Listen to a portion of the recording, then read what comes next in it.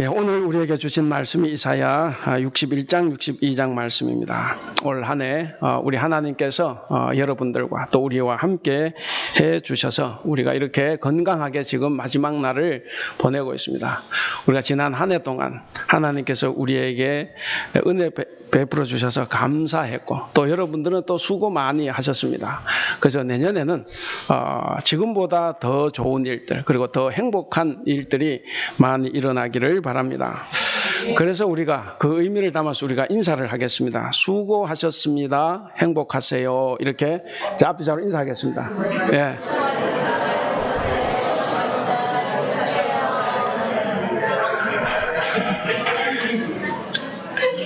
예. 수고하셨습니다. 이 말 하시나 참 수고하시는 것 같아요. 굉장히 크게 하셔서. 예. 예, 수고하셨습니다. 그리고 내년에 더 큰 하나님의 은혜와 행복이 함께 하시기를 기원을 합니다. 이 과거에 어렸을 때는 나이가 많지 않을 때는 어르신들이 세월이 화살처럼 지나간다 그렇게 말씀을 하실 때 다 그런 소리겠지. 어른이 되면 당연히 저런 말씀 하시는구나 생각을 했습니다. 전 아직 나이는 많이 먹진 않았지만 역시 세월은 빨리빨리 지나가고 있습니다. 10대 때는 10km로 가던 것이 40이 되면 40km로 가고 60이 되면 60km로 간다 그런데 어쨌든 이렇게 쏜살같이 세월이 지나가는 것을 느낍니다. 벌써 오늘이 마지막 날입니다. 그리고 마지막 날에 또 우리가 송년주의를 지금 지키고 있습니다. 아마 오늘 하루는 특별히 우리 성도들에게 의미가 있는 날이라 생각을 합니다.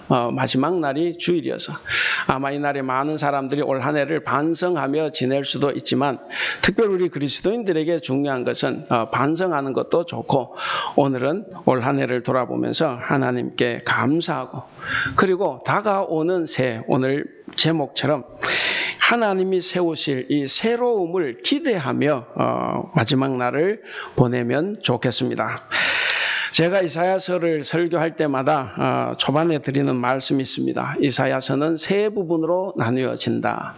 제1 이사야, 제2 이사야, 제3 이사야. 이게 왜 중요하냐면 이 말씀을 이해하는데 우리가 결정적으로 필요하고 중요하기 때문에 그렇습니다. 1장부터 39장까지를 제1 이사야. 그리고 40장부터 55장까지를 제2 이사야. 그리고 나머지 56장에서 66장까지를 제3 이사야 이렇게 이야기를 합니다. 왜냐하면 선포되는 이 예언의 내용이 서로 달라요. 다르기 때문에 이렇게 합니다. 신구약 성경 몇 권이죠? 예, 66권. 신약 구약 몇 권입니까? 예, 39, 27. 예. 그래서 39, 27, 66인데 39가 이제 구약 39권, 나머지 27권이 이제 신약이죠. 그럼 그것을 여기에다 대입을 하면 1장부터 39장까지는 구약입니다. 39. 그래서 여기 심판의 내용이 나온다. 구약이 심판 내용 아닌데 그냥 우리가 이해하기 위해서 심판의 내용이다. 그리고 40장 1절을 보시면 분위기가 확 달라져 가지고 위로하라 막 이렇게 나오죠. 그래서 이건 신약이다. 이렇게. 그래서 40장부터 끝장까지는 뭔가 위로와 희망 이것을 선포하는 내용입니다. 그 중에 이제 그 신약에 해당하는 부분이 이제 두 부분으로 나누어지죠.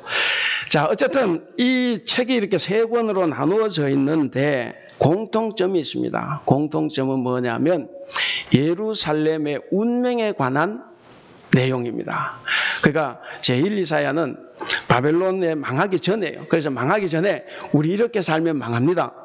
예루살렘 이렇게 하면 예루살렘 망하기 때문에 우리가 하나님을 신뢰하고 하나님의 말씀대로 살아야 합니다. 그렇게 주장했습니다. 그런데 어떻게 됐습니까? 망했습니다. 그래서 바벨론 포로로 끌려갔습니다. 그래서 제2 이사야는 40장에서 55장은 바벨론 포로지에서 이 백성들에게 위로하고 희망을 전해주는 말씀입니다. 그래서 위로하라. 이미 망하고 난 상태예요. 그래서 그 바벨론 포로지에서 다시 한번 예루살렘으로 귀환할 것에 대한 희망을 이제 전하는 내용입니다. 그리고 이제 제2 이사야가 70년이 차면 혹은 50년 차면 예루살렘으로 귀환한다 그랬는데 이 제3 이사야는 귀환을 했습니다. 제2 이사야가 예언을 한 대로 귀환을 해서 이제 포로지에서 이제 예루살렘으로 돌아왔죠. 돌아오고 난 이후의 일들을 거기에 기록을 하고 있습니다. 오늘은 이제 제3 이사야에 관한 부분인데, 그걸 떠나서 제1 이사야, 우리가 생각하는 이사야가 예언했던 그 시대가 언제입니까? 6장 1절을 보면 막 나와요. 이사야 6장 1절을 보면 우시야, 요담, 아하스, 히스기야, 이 왕으로 이어지던 그 시대입니다. 이 시대는 주전 8세기. 이 남북 이스라엘 통틀어서 그 남유다와 북왕국이 가장 번성할 때입니다. 가장 경제적으로 번창했던, 그래서 그 시대를 황금 시대라 그렇게 이야기합니다. 많은 사람들은 황금 시대를 구가할 때 하나님의 은혜라고 생각을 합니다. 하나님께서 우리 민족에게 복을 주셨기 때문에, 그래서 우리에게 이런 큰 은혜를 주셨다, 부를 주셨다, 이렇게 이야기하는데, 이사야서 1장에서 보듯이 죄악이라는 거죠. 하나님 예배는 정말 풍성하게 드렸습니다. 제물도 많이 바쳤습니다. 그런데 그들의 마음은 하나님에게서 떠나가 있었어요. 모두가 다 탐욕과 탐심에 찌들려 있었습니다. 그래서 이 탐욕에 물들어 있는 이 백성들이 하나님 앞에서 예배하는 그 마음은, 거기 하나님께서 말씀하신 대로 이 백성의 마음은 나에게서 떠나갔다 하는 겁니다. 그래서 손은 임자를 아는데 이 이스라엘 백성은, 내 백성은 나를 알지 못한다고 한탄을 하셨습니다. 그러니까 이 다가오는 시간들이 얼마나 위험하겠습니까? 이 멸망이 눈앞에 보여서 그 예언자들이 목숨을 걸고 예언을 하지만 아무도 그 말을 믿지 않습니다. 하나님의 은혜가 이렇게 큰데, 그래서 예언자들이 아무리 회개하고 외친들 그들은 귀 기울이지 않았습니다. 이미 신앙 양심이 마비가 된 그 사람들이 변할 리가 없죠. 그래서 오히려 예언자들을 쫓아내고 죽이고 그리고 죄인으로 몰아갔습니다. 이런 상황이 예수님 시대까지 이어졌죠. 마지막 예언자, 이 세례자 요한도 그렇게 죽었습니다. 이런 이스라엘과 예루살렘에 대해서 제3 이사야가 56장에서 66장까지 이 제3 이사야가 이제 새로움을 선포합니다. 이스라엘이 포로지에서 예루살렘으로 귀환이 이루어졌는데, 이 제3 이사야의 이 선포한 내용은 바로 그 시절로 부터 시작을 해서 이제 돌아와서 이루어지는 겁니다. 여러분, 우리가 신구약 그 성경 역사를 이야기할 때 다른 건 몰라도 이거 하나는 알아야 돼요. 주전 587년 유다가 바벨론에 멸망한 해입니다. 주전 500, 지금부터 2600년 전이라고 볼 수 있죠. 그때 예루살렘 성전이 무너지고 바벨론 포로로 다 잡혀갔습니다. 그러다가 70년이 차고, 그래서 주전 538년 바벨론이 페르시아에게 멸망을 당하죠. 그리고 페르시아가, 성경에 바사라 그럽니다. 페르시아가 바벨론을 멸망시키고 그해 바로 고레스라는 왕이 이 해방을 선포합니다. 그래서 이제 이스라엘도 바벨론의 압제로부터 이제 해방이 되어서 자기 나라 본토로 돌아가게 되었습니다. 그 당시 상황이 얼마나 혼란스러우냐면 느헤미야서나 에스라서를 보면 잘 알 수 있습니다. 느헤미야, 에스라는 이 제3 이사야와 더불어 포로 귀환 공동체에 대한 예언을 한 사람들입니다. 그래서 당시 공동체가, 포로 귀환 공동체가 당하는 그런 위협, 그 절망적인 상황들을 거기에 잘 기록하고 있습니다. 이 유다 땅에는 세 부류의 사람이 살았어요, 당시에. 일단 어떤 사람이 있겠습니까? 포로지에서 귀환한 사람, 약 2만 명 정도다, 그렇게 보기도 합니다. 포로지에서 귀환한 사람이 있고, 또 어떤 사람이 있습니까? 포로로 끌려가지 않고 그 땅에 계속 살았던 유다 사람이 있습니다. 그 다음 세 번째 사람은 이제 주인이, 이제 나라가 망하고 주인이 떠났으니까 누가 들어옵니까? 이제 이방인이 막 들어왔죠. 에돔 사람도 들어오고, 이방인들이 들어와서 거의 하이에나처럼 이렇게 괴롭히며 산 사람들이 있습니다. 그래서 이 이방인들이 이 활개치던 그 시대에 바로 귀환해서 돌아오기는 했는데 여전히 절망과 위협이 도사리고 있었습니다. 그러니까 희망을 품고 귀향을 했습니다.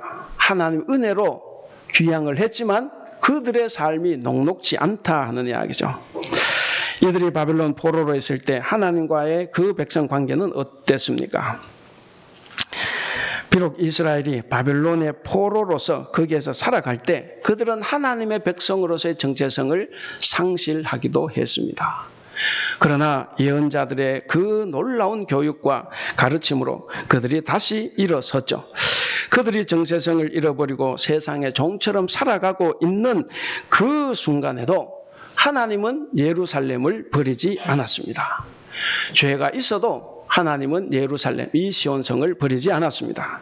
그래서 회개만 하면 새롭게 변화시켜 주신다 하는 것이 바로 예언자들의 말씀입니다.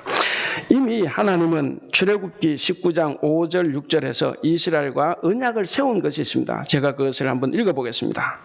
세계가 다 내게 속하였나니 너희가 내 말을 잘 듣고 내 언약을 지키면 너희는 모든 민족 중에서 내 소유가 되겠고 너희가 내게 대하여 제사장 나라가 되며 거룩한 백성이 되리라. 제사장 나라, 거룩한 백성이 된다 하는 말씀입니다. 어떻게 하면? 내 언약을 지키면. 그래서 이들이 아무리 어렵고 힘들다고 해도 회개하고 돌아서면 하나님께서는 다시 일으켜 주신다 하는 말씀입니다. 오늘 우리에게 적용을 해보겠습니다. 오늘날 우리는 바로 믿음의 공동체를 이루고 있습니다. 우리는 하나님을 모신 거룩한 백성이 되어 있습니다. 우리가 진정한 예루살렘입니다. 그리고 하나님께서 새롭게 세우실 바로 그 시온입니다. 하나님을 예배하는 시온이 바로 우리입니다. 그리고 세상에서 죄악으로 무너져가는 우리라는 이 이스라엘에게 하나님은 독생자 예수 그리스도를 보내주셨습니다. 이 보내셨다는 것은 뭡니까? 비록 우리가 죄가 많아서 엉뚱하게 살고 있기는 하지만 하나님께서는 우리를 바로 왕같은 제사장이요 하나님의 거룩한 백성이다 하는 것을 확정시켜주는 내용입니다. 그래서 오늘날도 하나님은 우리를 버리지 않습니다. 이제 영적 이스라엘인 우리는 새롭게 하실 하나님을 기대하면서 우리가 새해를 새롭게 시작을 해야 되겠습니다. 이런 관점에서 이 오늘 성경 본문을 보면 이 본문은 제목처럼 하나님의 거룩함을 회복한 이스라엘의 새로움을 드러내주고 있습니다. 새로움을 드러내 주시면서 미래에 주어질 복된 걸음을 우리에게 보여주고 계십니다. 그렇기 때문에 이제 오늘이 이제 올해 마지막 날이지 않습니까? 그리고 또 이 마지막 날이 송년주일입니다. 그래서 새로운 한 해를 시작하는 그 마음이 기대하게 합니다. 이 기대하는 송년주일에 하나님이 이루어 가실 세워질 우리의 모습을 가장 잘 드러내주고 있는 것이 오늘 본문 말씀이다라고 할 수가 있겠습니다. 그래서 오늘 우리는 이 본문 말씀을 통해서 힘들고 또 혹시 억울하게 살아가는 우리의 삶을 영광스럽게 바꾸어 가실 바로 역전의 하나님을 의지할 수 있기를 바랍니다.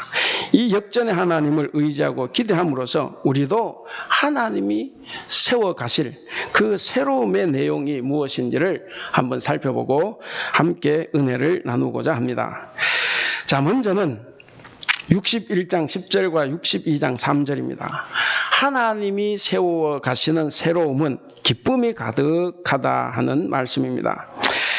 여러분, 이 예루살렘 지금은 어떻습니까? 보잘것없어요. 그런데 이 예루살렘이 하나님의 손에 있습니다. 하나님의 손에 있는 이 예루살렘은 결코 무너지지 않습니다. 놀랍게 변화가 될 것입니다. 그 중에 가장 큰 변화가 뭡니까? 예루살렘과 시온에 있는 가장 큰 변화는 수치로 가득했던 그 예루살렘이 이제는 즐거움과 기쁨이 가득하게 된다 하는 것입니다. 과거에는 불명예와 수치가 가득했습니다. 하나님은 절대로 우리나라를 망하게 하지 않는다. 우린 하나님의 선민이기 때문에 우리는 절대로 망하지 않는다. 그렇게 했는데 보기 좋게 망했습니다. 그래서 얼마나 수치입니까? 불명예입니까? 그런 시온이 이제는 자신의 구원을 기대하며 기쁨에 겨워서 외칩니다. 그리고 자신의 그 모습을 신랑과 신부의 옷처럼 아름답게 묘사하고 있습니다. 결혼식 할 때는 기쁘지 않습니까? 여러분은 언제 기뻐하십니까?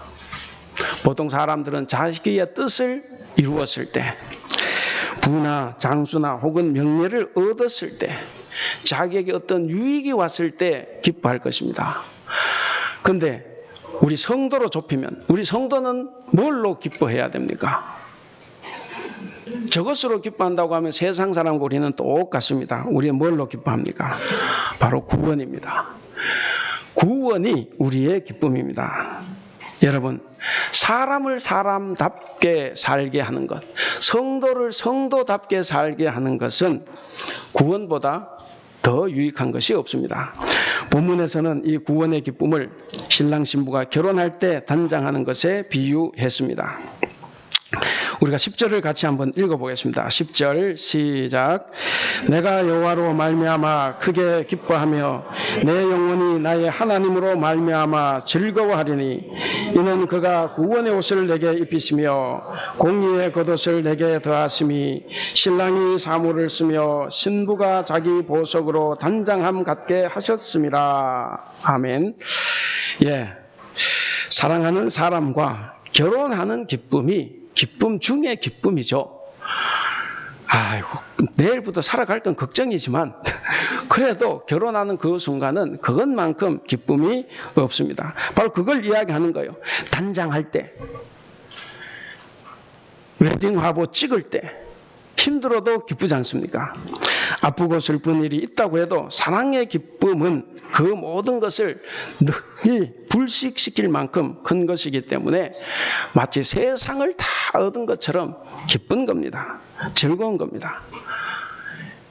그래서 성도들에게는 알 수 없는 기쁨, 이유도 모르는 기쁨, 줄 수도 없는 기쁨, 이런 것이 있죠.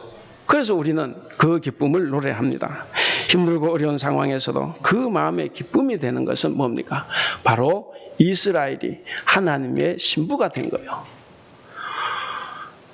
하나님께서 430년 종살이하던 이 사람들을 시내산으로 불러내서 시내산에서 결혼한 겁니다. 거기서 언약을 맺은 것이 뭐냐면 너는 내 백성이고 나는 너희 하나님이다. 결혼한 겁니다. 그래서 이제 이스라엘은 하나님의 신부가 되었고 동시에 3절을 보시기 바랍니다. 우리 3절 같이 읽겠습니다. 3절 시작. 너는 또 여호와의 손에 아름다운 관, 내 하나님의 손의 왕관이 될 것이라. 신부가 되었는데 동시에 거기 보면 여호와의 손에 아름다운 관, 하나님의 손에 왕관이 되었다 하는 겁니다. 왕에게 왕관이 무엇을 의미합니까? 바로 영광을 상징하는 거죠. 그러니까 막 대단하게 치장을 하죠. 국회의원이 굳이 왜 국회의원 배지를 달고 다니겠습니까? 그게 영광이기 때문에 그렇죠. 그러므로 시온이 하나님의 손에 왕관이 된다는 것은 바로 하나님께서 시온, 지금 이 보잘것없는 이 예루살렘을 지극히 높여주신다. 지극히 존귀하게 여겨주신다 하는 것을 말하고 있습니다. 그래서 하나님은 시온을, 예루살렘을 당신의 영광의 면류관으로 삼아서 그 머리에 쓰여주기 위해서 지금 손에 들고 있다 하는 겁니다. 오직 믿음으로 세상의 유혹을 이긴 성도에게만 주어지는 것이 바로 이 면류관입니다. 왕관입니다. 이 왕관은 하나님이 기뻐하시는 성도, 그리고 하나님의 즐거움이 되는 성도에게 주시는 겁니다. 그래서 은혜입니다. 그러나 성도는 하나님의 은혜를 받고 왕관을 쓰기 위해서는 어떻게 살아야 됩니까? 세상에서 많은 것을 잃어버리고 손해보고 희생해야 합니다. 성도는 상처 주는 자가 아니라 상처 받는 자가 되어야 합니다. 남을 모욕하는 자가 아니라 모욕당하는 자가 되어야 합니다. 험담하는 자가 아니라 오히려 험담을 당하고 욕을 얻어먹는 자가 되어야 합니다. 뒤에서 몰래 일을 꾸미는 자가 아니라 앞에서 함께 일하는 자가 되어야 합니다. 이렇게 희생하고 손해보고 협력한 성도에게 하나님은 그 면류관을 주시겠다, 왕관을 주시겠다고 약속하셨습니다. 오늘 본문 말씀 아까 읽은 10절과 3절 거기를 다시 한번 보시기를 바랍니다. 열방 앞에서 비춰지는 이스라엘의 모습은 과거엔 수치였어요. 망했으니까. 그런데 이제 영광으로 뒤바뀝니다. 바로 역전된 운명을 누리게 됩니다. 하나님은 이스라엘이 세우시는 새로움으로 인하여서 하나님의 손의 왕관이 된다는 이 한없는 기쁨을 누리게 될 것입니다. 그래서 성경은 말합니다. 항상 기뻐하십시오. 성도는 세상의 사람들처럼 자기 환경과 처지에 따라서 일희일비하면 안 됩니다. 성도가 세상 사람들처럼 일희일비한다는 것은 뭡니까? 하나님께서 주신 이 구원의 기쁨을 상황과 환경에 따라서 내팽개친다 하는 의미가 있습니다. 그래서 우리에게는 어떠한 어려움이 닥쳐도 마땅히 구원받은 자의 삶을 살아가야 합니다. 구원받은 자로서의 감사하는 삶을 살아가야 합니다. 그런 여러분들이 되시기를 바랍니다. 그 다음 두 번째는 하나님이 세우시는 새로움은 희망이 가득하다고 말씀하고 있습니다. 61장 11절과 62장 2절 말씀입니다. 우리가 11절 말씀을 같이 한번 읽어보겠습니다. 시작. 땅이 싹을 내며 동산이 거기 뿌린 것을 움돋게 함같이 주 여호와께서 공의와 찬송을 모든 나라 앞에 솟아나게 하시리라. 지금은 겨울이죠. 대만 겨울 첫해 여기 왔을 때 겨울 춥지도 않대. 그래서 아주 추위 앞에 당당했습니다. 그런데 그의 겨울을 지내면서 무척이나 추웠습니다. 그래서 작년 두 번째 겨울을 맞이할 때는 막 떨려요. 이게 겁이 나요. 그래서 한국에서도 그렇게 입지 않은 두꺼운 파카, 그것을 사무실에 있으면서도 한 달 내도록 입었습니다. 다행히도 지금은 추위가 현재는 잘 안 오는 것 같아요. 그러나 곧 추워지겠죠. 지금 이 겨울인데, 이 겨울은 뭡니까? 이 꽁꽁 얼어붙은 겨울에 모든 생명체들은 다 숨어 지냅니다. 땅속 깊은 곳에 왜 숨어 있습니까? 조금만 기다리면 다시 새날이 옵니다. 봄이 오면 우미 돋고 싹이 납니다. 그래서 산천은 푸른 옷으로 갈아입고 또 꽃을 피우게 됩니다. 누구의 능력입니까? 하나님의 일하심, 하나님의 능력입니다. 이런 능력을 가지신 분이 자기 백성을 구원하지 못하겠습니까? 땅속에 묻어 있다고 해서 하나님께서 계속 땅속에만 놔두지 않죠. 다시 역전을 일으켜주시는 우리 하나님이십니다. 그렇기 때문에 우리는 희망을 가질 수가 있습니다. 지금은 고난의 시간이 아직 끝나지 않았습니다. 시련과 역경이 아직 우리에게는 남아 있습니다. 그러나 이 겨울이 지나가면, 이 겨울과 같은 세월이 지나가고 나면 하나님은 우리에게 새로운 찬송의 기쁨을 주십니다. 바로 거기 읽어본 말씀처럼 주 여호와께서 공의와 찬송을 모든 나라 앞에 솟아나게 하시리라. 모든 나라 앞에서 비참하게 망했던 이 민족을 하나님은 다시 모든 나라 앞에서 그들을 영화롭게 하신다 하는 말씀입니다. 사랑하는 우리 성도 여러분, 우리는 예수님 때문에 비로소 이 불의한 삶으로 얼어붙은 이 겨울과 같은 이 삶의 자리에서 공의와 찬송으로 햇살이 가득한 이 봄의 자리로 옮겨졌습니다. 그래서 우리는 하나님을 찬양할 수 있습니다. 예수님께서 열어주신 이 봄의 생명력을 우리는 알고 있지만, 그러나 알지 못하는 사람들이 우리 주변에 많이 있습니다. 그리고 우리 안에도, 지금 여기에 같이 앉아 계시지만 우리 안에도 그런 사람이 있을 수 있습니다. 혹 여러분들 중에 아직도 죄악의 동토에 버려진 혹 사람들이 있습니까? 심판의 찬바람 속에 암울하게 살아가는 분은 계시지 않습니까? 만약 그런 분들이 계신다면 우리는 먼저 회개해야 합니다. 기도하고 말씀 듣고 성경을 읽는데도 불구하고 아직도 선악을 분별하지 못하는 그 죄악의 삶의 자리에서 우리는 다시 한번 하나님을 바라보고 하나님을 마음에 품고, 그리고 그분이 이루어 가실 이 생명의 역사에 우리가 다 동참해야 되겠습니다. 그럴 때만이 하나님은 여러분들의 삶에, 그리고 우리의 삶에 따사롭고 새로운 생명, 따사롭고 화목한 그 새로운 생명의 봄을 허락하십니다. 그리고 생명의 역사를 이루어 가실 것입니다. 성도 여러분, 오늘 62장 2절 말씀을 한번 다시 보겠습니다. 거기에 보면 하나님께서 이스라엘에게 새 이름을 주신다고 하십니다. 2절 같이 읽겠습니다. 시작. 이방 나라들이 내 공의를 뭇 왕이 내 영광을 볼 것이요 너는 여호와의 입으로 정하신 새 이름으로 일컬음이 될 것이며. 세 번역으로 읽으면 이렇습니다. 이방 나라들이 네게서 의가 이루어지는 것을 볼 것이다. 뭇 왕이 네가 받은 영광을 볼 것이다. 사람들이 너를 부를 때에 주님께서 네게 지어주신 새 이름으로 부를 것이다. 과거에 비참하고 나쁜 이름으로 부르는 것이 아니라 이제는 새 이름으로 부른다 하는 거죠. 여러분, 성경에서 사람 이름이 바뀌었다는 것은 무엇을 상징합니까? 사람 이름이 바뀐다. 그건 존재와 위상이 한 차원 높게 변화가 된다 하는 겁니다. 아브라함이 아브라함으로, 사레가 사라로, 그리고 야곱이 이스라엘로 바뀌었습니다. 그런데 그들은 그 바뀐 이름에 걸맞는 삶을 살아가도록 요청을 받습니다. 그리고 그들은 그 요청에 걸맞게 변화된 삶을 살기도 했습니다. 오늘 본문에서도 바로 시온은 그의 이름이 긍정적으로 바뀌고 있습니다. 새 이름으로 바뀝니다. 이 새 이름 뒤편에 나옵니다. 4절을 보시기 바랍니다. 4절을 보시면 시온이 이전에는 버리운 자, 황무지로 불렸다 그랬지 않습니까? 그런데 이후로는 12절입니다. 12절을 보시면 이후는 거룩한 백성, 여호와께서 구속하신 자, 찾은 바 된 자, 버리지 아니한 성읍, 이렇게 불린다고 합니다.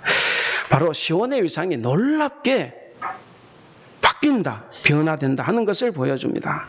여러분, 우리는 거듭나기 전에는 죄의 종이었습니다. 마귀의 자식이었습니다. 그러나 거듭난 이후에는 우리는 무슨 이름으로 바뀌었습니까? 바로 성도입니다. 하나님의 거룩한 백성, 그리고 하나님의 자녀라는 이름을 갖게 되었습니다. 여기서 우리가 꼭 기억해야 될 것이 있습니다. 성도란 이름이 그냥 주어지는 것이 아니에요. 성도에 걸맞는 삶을 살아가야 합니다. 이름의 변화만큼 우리의 삶도 변화가 돼야 됩니다.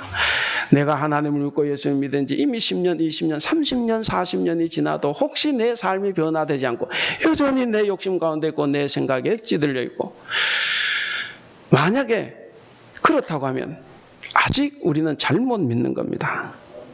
우리는 거듭났기 때문에 성도로서의 삶을 잘 살아가야 됩니다. 혹시 여러분은 사시다가 이 하나님의 영광스러운 자녀임을 혹시 잊은 적은 있습니까?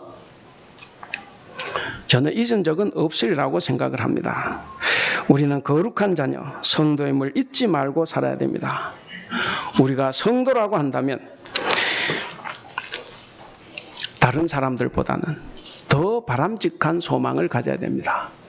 우리가 바람직한 소망이라는 것은 나에게 유익이 되는 것도 좋지만 내게 유익이 되지 않더라도 남에게 유익이 되는 것을 우리가 바란다고 하면 그것이 바로 바람직한 소망입니다. 여러분, 나에게 좋은 것도 좋지만 남에게 유익이 되는 삶을 우리는 살아가야 합니다. 그래서 우리는 언제나 좋은 뜻, 이 올바른 마음을 갖고 정직하게 살아가야 됩니다. 남을 원망하거나 잘못되기를 바라고 험담하는 경우 악하고 더러운 세력은 반드시 그 사람을 이용을 합니다. 그런 사람부터 먼저 불행에 빠뜨린다는 것을 우리는 꼭 기억하시기 바랍니다.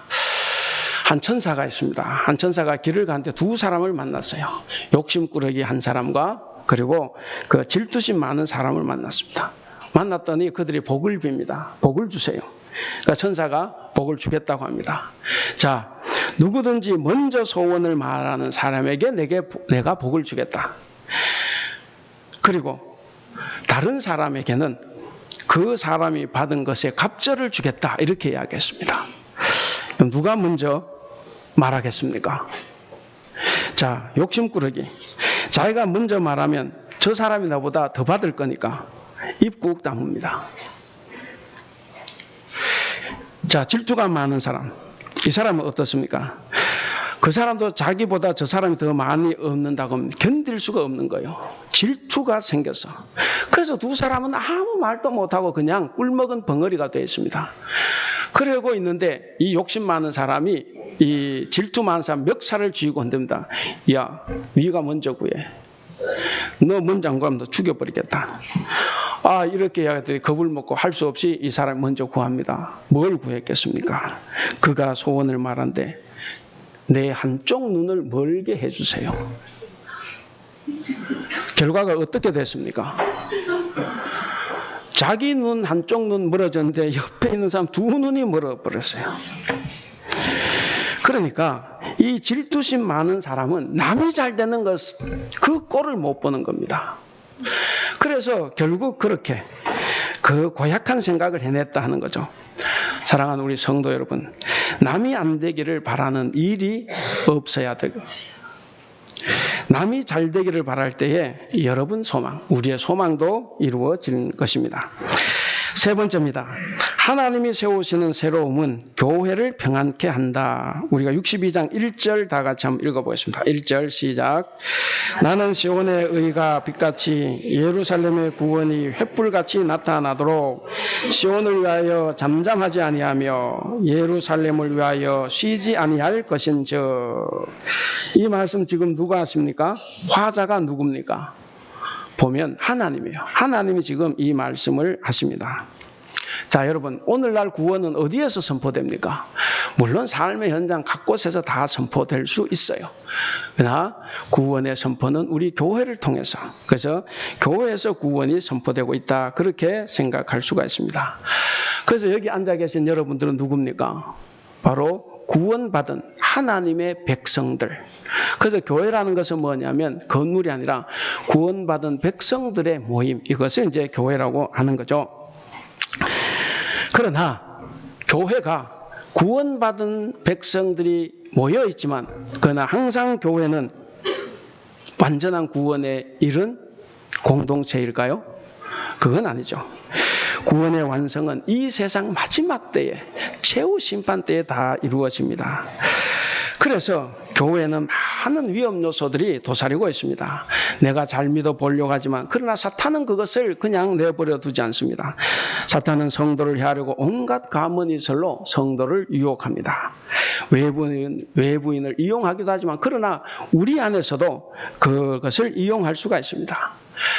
교회를 효과적으로 무너뜨리기 위한 방법을 찾기 위해서 마귀 사탄은 다 이용을 합니다. 특히 중직자들, 하나님께서는 목사를 이용할 수 있습니다. 오늘 한국교회가 왜 위험에 빠집니까? 바로 목사의 탐욕입니다. 그리고 그 목사와 함께하는 중직자들의 탐욕이에요. 그래서 이 중직을 맡을수록 조심을 해야 됩니다. 성도들은 다 연약합니다. 그리고 순수하고 착합니다. 그래서 내가 하는 말에 넘어와요. 그래서 그들이 실족하기도 하고 결국 범죄를 저지르기도 합니다. 여러분, 우리는 절대로 그렇게 하면 안 됩니다. 그래서 만일 하나님께서 교회를 세우시고 아무 일도 하지 않는다고 하면 어떻게 될까? 여러분, 1절 아까 읽었죠? 그 중간에 시온을 위하여 하나님이 뭘 하십니까? 잠잠하지 아니하며 예루살렘을 위하여 쉬지 아니한다 그랬습니다. 여러분, 하나님께서 일하지 아니하시면 아무리 예루살렘 시온성이라고 해도 무너집니다.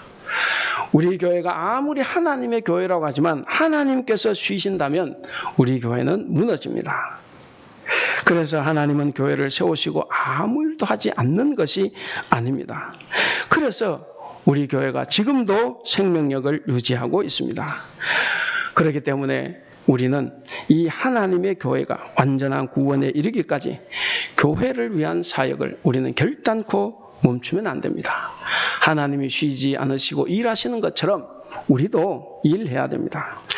여기서 잠잠하지 아니하며 라고 말씀하셨지 않습니까?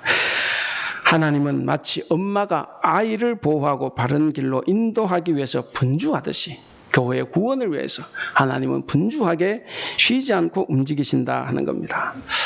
그래서 우리 교회가 이렇게 살아 유지되고 있습니다. 어떤 사람들은 나 때문에 그렇게 하지만 그것이 아니라 하나님 때문에, 내가 없으면 교회가 안 되는 것이 아니라 내가 없으면 교회가 더 잘 될 수도 있다는 생각을 우리는 늘 해야 됩니다.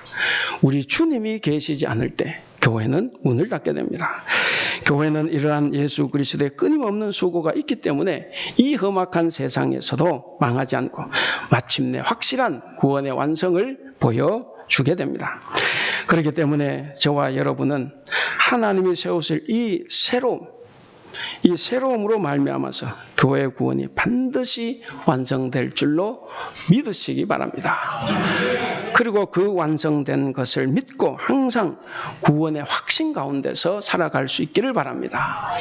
그래서 새해에는 변화된 모습으로 내 삶이, 내 인격이 변화돼서 정말 교회의 평안과 화평을 위해서 성실하게 중심을 잡고 신앙생활 잘 하실 수 있기를 바랍니다. 하나님이 세우신 그리스도의 몸된 교회를 어떤 상황에서도 흔들어서는 안 됩니다. 또한 어느 누구도 흔들 수도 없습니다. 하나님만이 하실 수 있는 이야기입니다. 이제 말씀을 맺겠습니다. 사랑하는 우리 성도 여러분, 우리 자신을 한번 보시기 바랍니다. 예수님을 믿기 전과 이후의 삶을 한번 비교해 보시기 바랍니다. 우리는 예수를 믿고 또 세례도 받고 또 직분자가 되면서 직책을 맡으면서 우리는 성도로서 살아가고 있습니다. 이 새 이름인 성도에 걸맞게 우리는 살아가야 됩니다. 그러면 우리는 온 땅에서 잠잠하지 않고 우리를 위해 쉬지 않고 일하시는 하나님을 우리는 만날 수가 있습니다. 여러분, 우리가 그 하나님을 만날 때 우리의 삶이 온전히 변화가 되고 그 변화된 삶을 살 수가 있습니다. 하나님의 성실하심, 쉬지 않고 일하시는 그 하나님의 성실하심이 우리의 새로움의 근거가 됩니다. 우리는 하나님의 그 성실하심을 믿고 우리는 새롭게 살아가야 합니다. 이것이 우리의 믿음입니다. 성도 여러분, 그리고 오늘 우리와 함께 예배하는 모든 성도 여러분, 하나님이 기뻐하시는 성도가 된다면 여러분들의 삶의 현장은 비록 지금 어렵고 힘들고 정말 앞이 안 보인다고 해도 결국 그 현장은 싹이 나고 um이 돋아서 풍성한 열매를 맺을 것입니다. 마찬가지로 우리 교회도 화목과 화평, 위로와 평강이 뿌리를 내릴 것입니다. 우리의 삶의 터전이 더 이상 황무지로 남아있지 않을 것입니다. 바라기는 원래 나쁜 모든 기억은 오늘 하루가 가기 전에 다 잊어버리시고 새해에는 가난과 환난과 두려움과 모든 질병이 좋은 것들로 변화되는 역사가 일어나기를 주님의 이름으로 축원합니다. 이 시간 우리가 함께 기도하겠습니다. 우리가 기도할 때 오늘 말씀을 생각하면서 우리의 삶을 돌아보고 우리의 회개와 결단하는 시간을 갖도록 하겠습니다. 먼저 감사와 회개입니다. 올 한 해를 지켜주신 은혜를 감사합니다. 말씀대로 살지 못하고 내 고집, 내 주장대로 살았음을 회개하오니 용서하여 주시옵소서. 두 번째는 동행입니다. 어떠한 상황에서도 상황을 보지 말고 상황 너머에서 우리를 위해 역전을 준비하시는 하나님을 바라보게 하셔서 힘차게 새해를 살아갈 수 있도록 도와주시옵소서. 세 번째는 희생과 겸손입니다. 내 생각에서 생겨나는 나의 열심이 교회를 어렵게 만든다는 것을 알고 나를 내려놓고 하나님의 뜻을 따름으로써 교회가 평안할 수 있도록 우리가 함께 기도하겠습니다.